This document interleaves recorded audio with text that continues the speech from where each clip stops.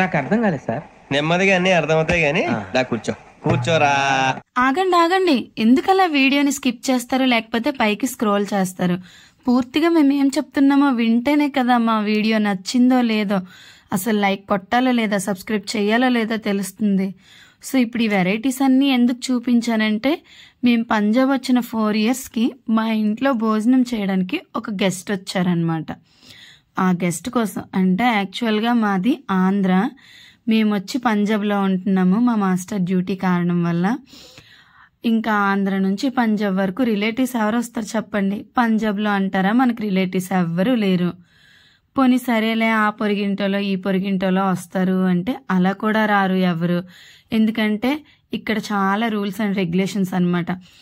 యాక్చువల్గా జెంట్స్ అయితే ఇంట్లోకి అసలు రానే రారు, క్వార్టర్స్లో అలౌ లేదు. బర్త్డే పార్టీ కూడా బయట పెడతారనమాట జెంట్స్కి, లంచ్ కానీ డిన్నర్ కానీ. ఓన్లీ లేడీసే. ఇంకా లేడీస్ సంగతి మీకు తెలిసిందే కదా, అచ్చట్లు ముచ్చట్లు పెట్టారు, ఒక ఇద్దరు కూర్చున్నారు అంటే మూడో వ్యక్తి గురించి కంపల్సరీ మాట్లాడుకుంటారు. ఒకరంటే ఒకరికి పడదు. మన బెస్ట్ ఫ్రెండ్స్, మన బెస్ట్ రిలేటివ్స్లోనే చాలా మంది మనం చేసే పనులు కూడా చూడలేరు అనమాట. అయితే మా మాస్టర్ పనిచేసే ఆఫీస్లో వాళ్ళ మేజర్ని ఇన్వైట్ చేశారనమాట. సో ఇక్కడ అంటే వాళ్ళు ఫ్యామిలీని తీసుకొని వచ్చారు, అతను ఇన్వైట్ చేశారు. అయితే అతను అంటే మా మాస్టర్ వాళ్ళ మేజర్ వాళ్ళ వైఫ్ గారు ఇద్దరు కూడా వచ్చారు. డిన్నర్కి పిలిచామన్నమాట. డిన్నర్కి ఇన్వైట్ చేస్తే వచ్చారనమాట. వచ్చారు కాబట్టి వాళ్ళకి అంటే మనం సౌత్ ఇండియన్స్ కదా, సో డైలీ రొటీన్లో రోటీ, ఖీర్, పూరి ఇలా కాకుండా ఏదైనా వెరైటీగా సౌత్ ఇండియన్ డిష్ చేసి పెడదామని మేమిద్దరం డిసైడ్ అయ్యామన్నమాట. అందుకని చెప్పి ఇంకా సౌత్ ఇండియన్ డిష్ ఏంటి, ఇడ్లీ దోశ ప్రిపేర్ చేయాలనుకున్నాము. బట్ ఇడ్లీ అయితే కుదరలేదు.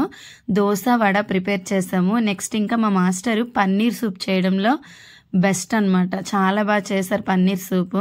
చూస్తున్నారు కదా, ఇంక వాళ్ళైతే వచ్చేసారు. వాళ్ళకి ఇంకా మేజర్ అన్నారని నేను ఇంక వీడియోస్ అయితే వాళ్ళకి ఏం తీయలేదు. ఎందుకంటే మన భయ్యాలు మనకు ఉంటాయి కదా, చిన్న ప్రిన్సిపల్ సార్ని చూసి జడిసినట్టే జడిసాను. నెక్స్ట్ నమ్కీను స్వీట్ అవి పెడుతున్నారనమాట వాళ్ళకి.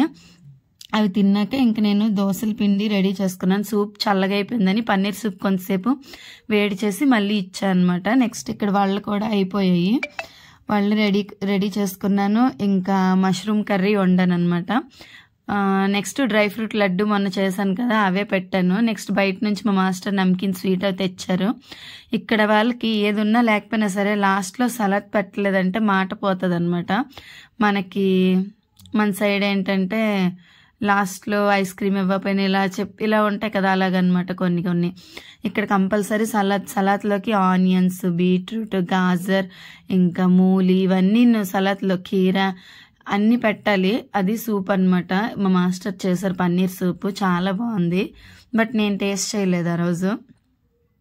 ఇంకా ఆ హడావిడిలో ఉండడం వల్ల ఏంటంటే సరేలా తర్వాత మనం చేసుకుందాం, వాళ్ళకి మట్టుగా చేయండి అన్నాను. ఇది వచ్చేసి మష్రూమ్ కర్రీ.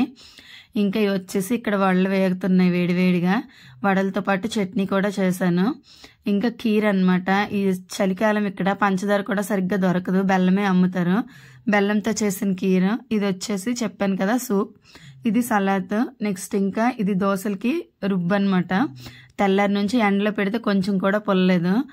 నెక్స్ట్ ఇంకా దోశలు వాళ్ళు వచ్చినప్పుడు వేయచ్చు, అంటే వాళ్ళు తినేటప్పుడు వేసి వేడివేడిగా ఇద్దామని ఇంకొంచేసా. ఇది వచ్చి పన్నీర్ పలావ్. స్పెషల్గా మా పిన్ని ఇచ్చిన బిర్యానీ మసాలాతో చేసి మరి పన్నీర్ పలావ్ పెట్టాను. వాళ్ళు హైదరాబాద్ దమ్ బిర్యానీ అని తిన్నారు. మా పిన్నికి నేను ఫస్ట్ థ్యాంక్స్ చెప్పుకుంటున్నాను అనమాట. నెక్స్ట్ వీళ్ళ ఫోటో చూసారు కదా, అతనే మేజర్ వాళ్ళ వైఫ్. సో లాస్ట్లో ఒక ఫోటో ప్లీజ్ అని అంటే స్మైల్ ప్లీజ్ అన్నట్టు ఫోటో ఇచ్చారనమాట. సో అందుకే మీరు ఎప్పుడు కూడా వీడియోస్ని స్క్రోల్ చేయకుండా కొంచెం మేము చెప్పేది వినడానికి కొంచెం ట్రై చేయండి, సరేనా? ఇంకా ఇలాంటి మరిన్ని వీడియోస్ మీకు కావాలి అనుకుంటే నా ఛానల్ని లైక్ చేసి షేర్ చేసి సబ్స్క్రైబ్ చేసుకోండి. బెల్ ఐకాన్ క్లిక్ చేసినట్టయితే నా వీడియోస్ అన్ని మీకు నోటిఫికేషన్స్ రూపంలో వస్తాయి. Bye bye.